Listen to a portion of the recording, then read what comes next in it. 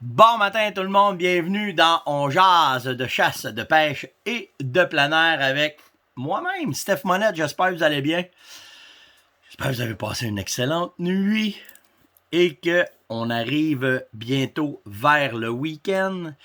Et qu'est-ce qu'il va y avoir en fin de semaine? C'est le salon virtuel de la pourvoirie chasse et pêche. Allez, ça commence à chauffer, là. Ça commence demain, là, ça commence demain. On commence vendredi, je pense que c'est vers 10h qu'ils veulent ouvrir le salon. Naturellement, on va faire l'ongease du salon. On va vous parler de certaines nouveautés, des gars qui sont là, du monde qui vont venir nous jaser. Je pense que ça va être un bon salon encore. En tout cas, puis il annonce pas beau.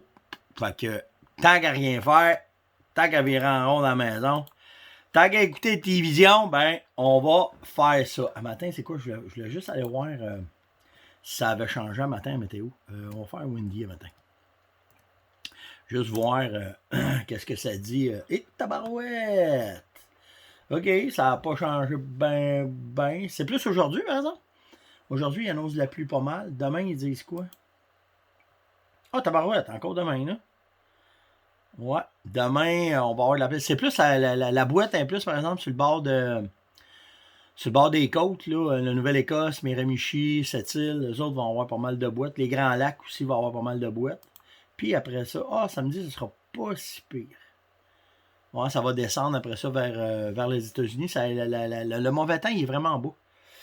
Fait qu'en fin de semaine, ça sera pas si pire, tabarouette. On va peut-être pouvoir aller profiter des deux, écouter le salon, puis aller faire un tour de war. Fait que j'ai pas réussi hier, faut que je sois honnête avec vous autres, là. On est débordé de travail. C'est une folie cette année. Le stock sort des magasins comme on n'a jamais vu. Je ne sais pas si c'est l'effet COVID ou vous autres qui avez décidé cette année de vous lancer dans les salines, mais c'est hallucinant. Fait qu'on est en plein rush de la saison.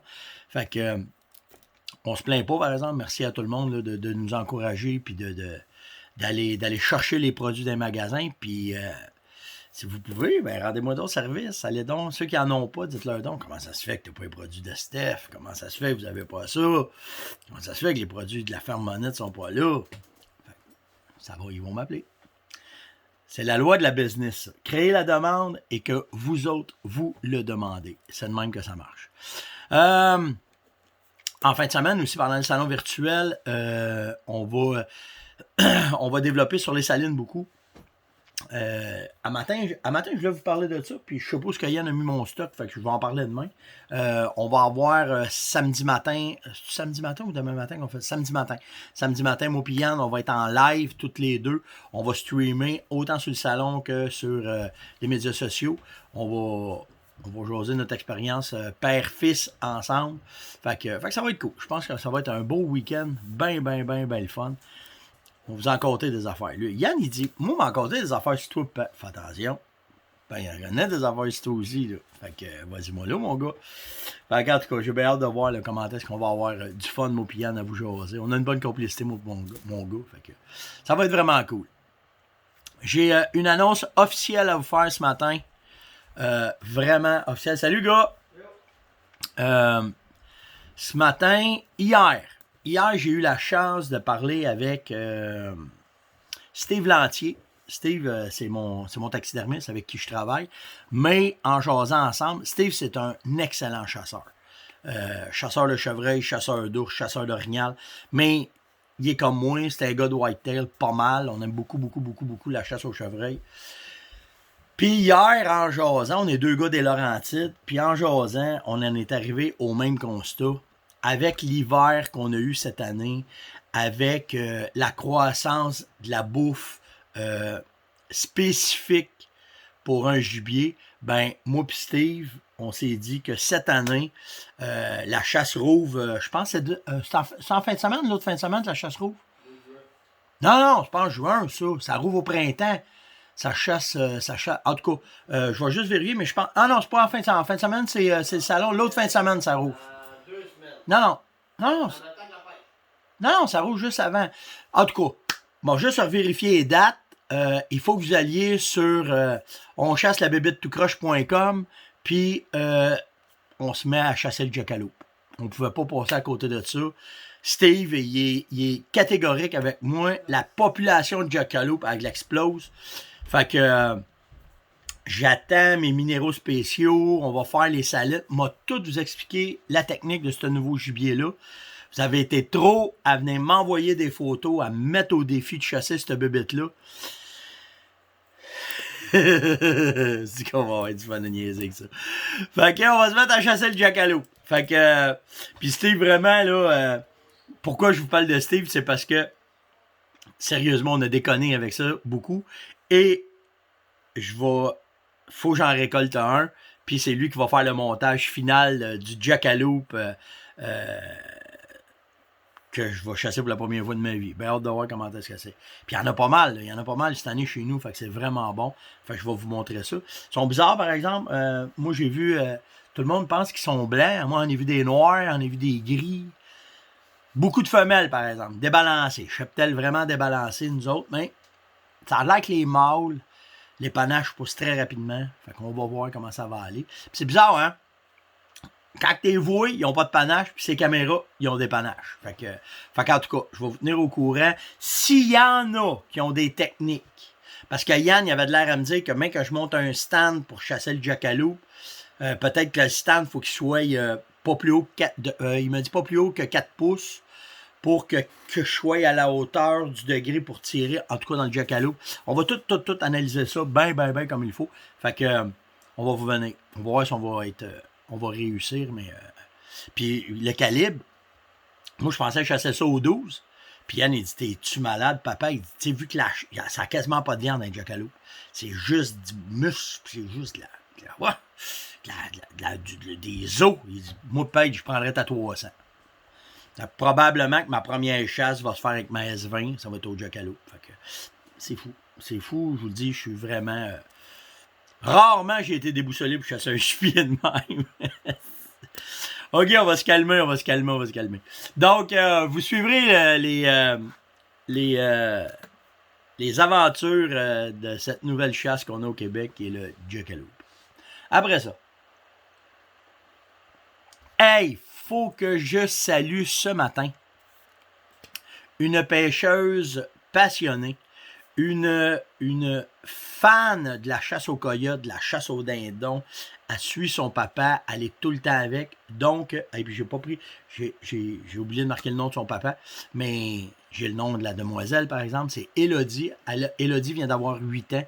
Alors, bon matin, Élodie. Passe une super journée, ma belle.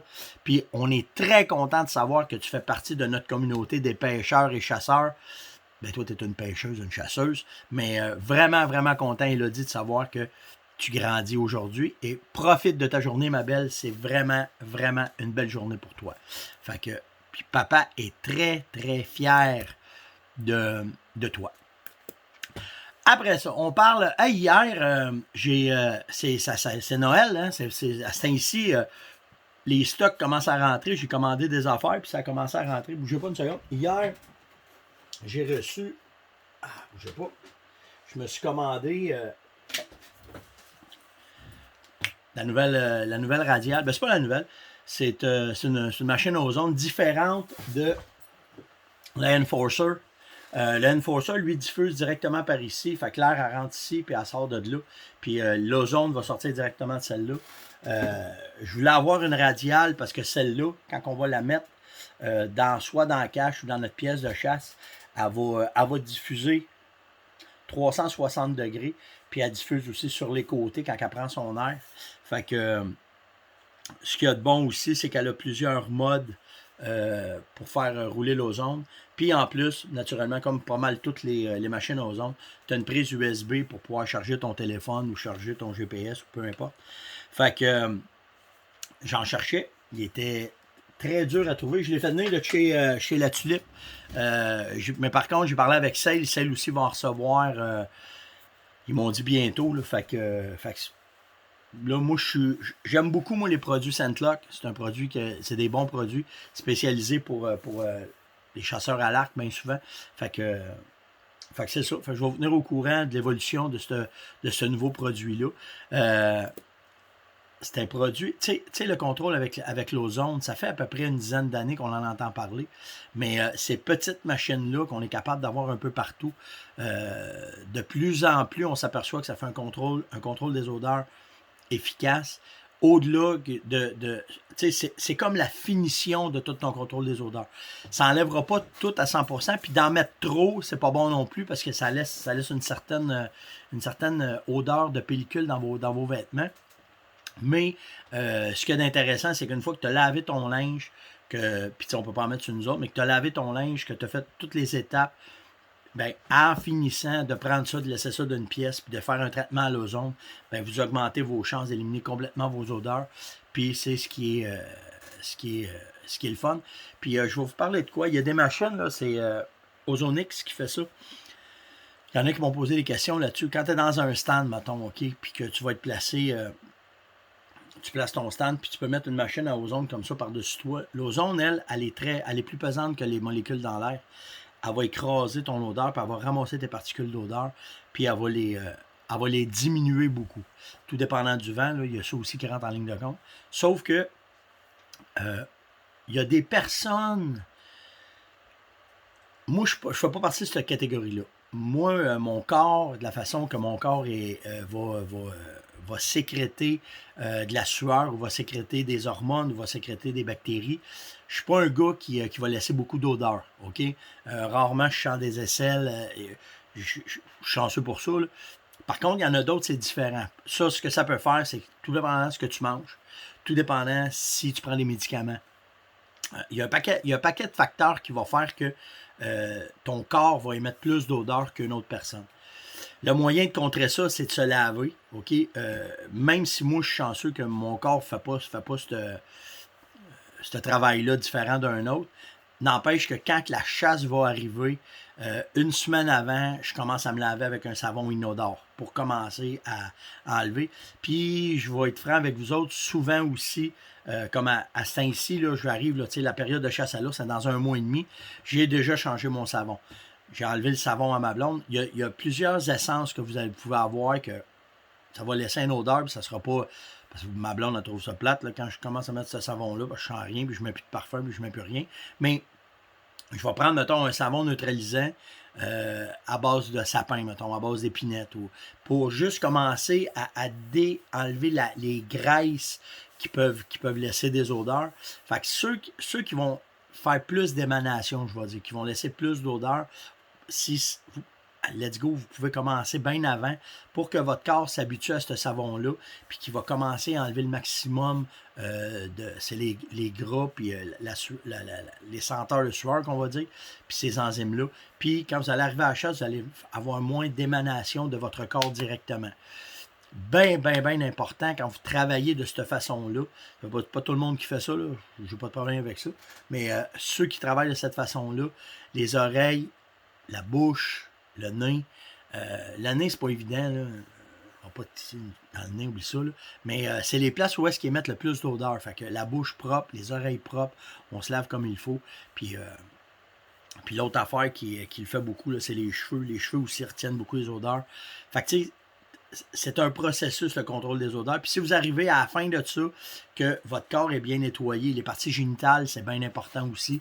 Puis quand vous allez arriver après ça à tomber dans vos vêtements, puis qu'après ça, vous allez faire votre traitement à l'ozone, ben plus va faire qu'au bout, ben tu vas avoir des chances de te frotter plus proche de tes gibiers, puis d'être capable de peut-être les déjouer plus facilement.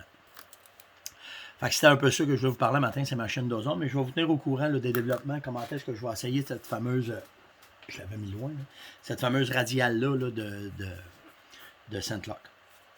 OK, après ça, je vous ai dit, c'est Noël, j'essaye, je me cherche, je voulais avoir un pantalon, un pantalon pour chasser, ce qu'on appelle un pantalon d'approche. OK?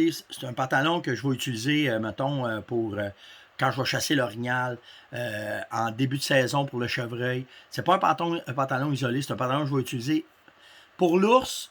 Quand il fait bien chaud, quand tu prends du 25-30, peut-être qu'il va être un peu chaud. Mais c'est un pantalon à tout faire, je vais vous dire. OK? Je vais avoir un pantalon résistant. Puis j'ai commencé à aller magasiner. Puis hier, j'en ai reçu un. J'en ai commandé plusieurs. Là. Je vous le dis, là, quand j'essaye de quoi, je veux voir vraiment. Puis, bien important pour moi, c'est le stretch. OK, que le pantalon soit élastique. Là, je vais juste essayer de retrouver ma page. Et voilà. Je vais essayer d'avoir un pantalon qui est stretch. Ça veut dire qu'il faut étirer dans 4 sens. Puis hier j'ai reçu... et puis, tu sais, quand je vous dis que c'est pas évident de commander du stock puis de recevoir du stock, là, j'avais commandé le manteau, j'ai pas eu le manteau. Ils m'ont envoyé seulement que le pantalon. C'est un pantalon Sitka, c'est le Timberline. OK? Ce qui est intéressant, là, pourquoi je fais un pantalon de ce genre-là, les fesses, premièrement, sont recouvertes avec un tissu en Kevlar pour protéger les fesses. Les genoux, pantalon, tu sais, quand je parle d'un pantalon d'approche, c'est ça. Il y a des pads dedans pour vous protéger quand vous êtes à genoux dans la poignée de la roche ou n'importe quoi. Puis, il vient avec, moi, c'est ce qui m'intéressait le plus, parce que souvent, c'est ça, avec des bretelles.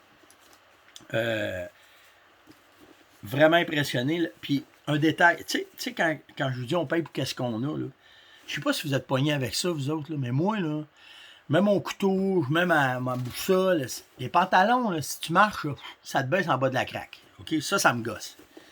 Fait que quand je magasine, j'essaye de trouver ça. Ça a l'air de rien, là. Cette petite bande-là, ici, caoutchouc, ben ça fait que le pantalon reste collé sous vous autres.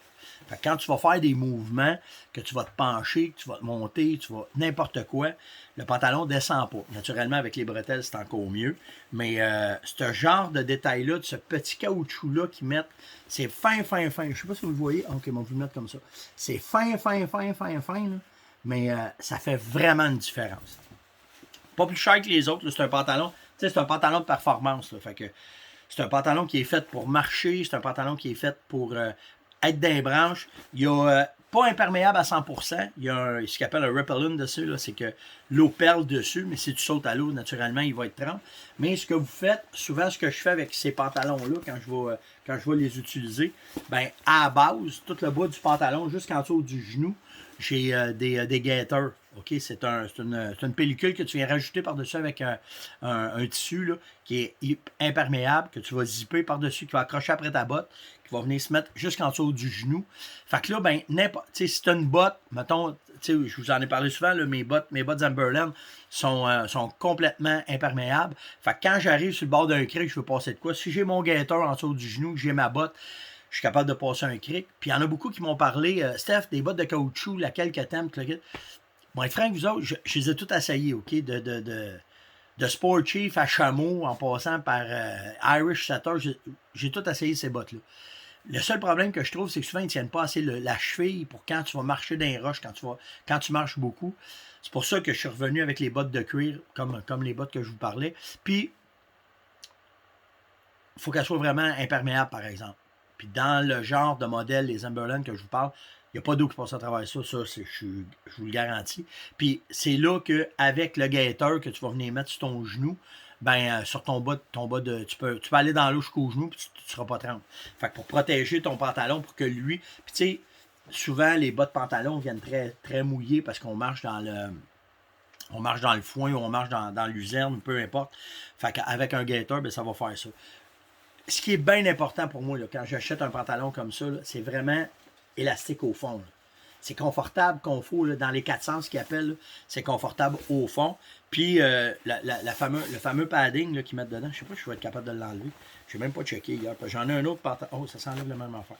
J'en ai un autre padding comme ça là, que je suis capable de l'enlever dedans. Fait que le padding est tenu par un velcro. Tu vas l'enlever. Parce que si tu veux, ben. C'est ça le fameux padding pour le genou. Fait que si tu veux, tu peux l'avoir ou tu peux l'enlever, tout dépendant de la chasse que tu vas faire. Puis, mais à force de marcher, là, il est raide, mais à force de marcher, il va venir très, très, très flex. Puis vous allez avoir le confort. Là. Puis surtout, si vous avez à faire une approche, comme dans le temps du dindon, tu le quittes, ben là, ça va être écœurant. C'est-tu hyper silencieux? Il y a un compromis à faire, OK? Moi, dans mon cas, c'est plus important qu'il soit stretch. Je l'ai porté hier, puis d'un branche, n'importe quoi. Il y a un petit son, là, mais pas assez pour me priver d'avoir un pantalon de cette qualité-là, puis surtout du confort qu'il va me donner, avec tous les petits détails que je vous ai parlé. Fait que je vais Je ne l'ai pas porté encore, je viens juste de l'avoir. Une affaire qui est sûre, c'est sûr, je vais l'aimer parce que ça va rechercher tout ce que je voulais dans toutes les caractéristiques de pantalon que je cherche quand je vais faire de l'approche, quand je vais faire de la chasse. Fait que s'il y en a qui vont me le demander, c'est sûr, là, c'est le Timberline Pants. Allez voir sur le site de Sitka. Cherchez-en pas tout de suite, là, ça va rentrer en juin, en juillet. Peut-être certains magasins, mais hier, j'étais avec des gars, là, les gars me textaient, disaient, Steph, on cherche ça. C'est pas rentré encore. Si vous en trouvez, là, niaisez pas, achetez-le tout de suite, parce qu'on ne sait pas comment t'es gardé. Là, j'ai commandé le manteau, puis j'ai pas reçu le manteau. Fait que c'est à peu près ça, mais vraiment, vraiment un pantalon impressionnant là, que j'ai reçu hier. Hier, j'ai parlé avec un chum dans l'Ouest canadien. Ça fait combien de temps, là? C'est bon, déjà 20 minutes. Hier, j'ai parlé avec Rick, mon chum dans l'Ouest canadien, puis on parlait de l'hiver, comment ça a été dans l'Ouest. Ils ont eu un hiver comme nous autres, c'était un hiver parfait. Puis, excusez, voyons. Puis, on comparait avec le Québec.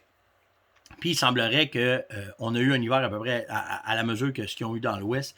Fait que, ils voient beaucoup d'orignal, beaucoup de chevreuils, beaucoup de wapiti qui sont vus cette année, pas beaucoup de mortalité. Ça va refléter un peu ce que nous autres, on a au Québec. Puis j'étais depuis une couple de semaines. Depuis que la neige est partie, on se promène dans le bois pas mal. Pas trouvé une carcasse de chevreuil encore. Puis, mais pas trouvé de corne encore. Fait que, on verra bien. Mais il semble que de l'est à l'ouest du pays,